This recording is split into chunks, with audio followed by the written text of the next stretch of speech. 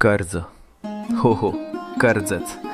तेच कर्ज जे मनाला खातं, झोप उडवून टाकतं आणि माणसाला आतून हळूहळू तोडतं.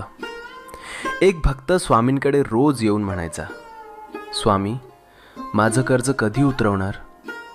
स्वामी शांत बसायचे. एक दिवस प्रेमाने म्हणाले, बाळ, कर्ज उतरवण्यापूर्वी तुझ्या मनाचं ओझं उतरू दे. भीती सोड, विश्वास वाढव.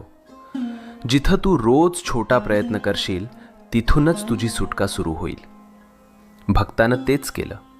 छोटे बदल, थोडा धीर, स्वामींचं नाव, आणि काही दिवसात त्याचं कर्ज कमी होऊ लागलं. मित्रांनो, स्वामींची कृपा म्हणजे चमत्कार नाही, ती दिशा आहे.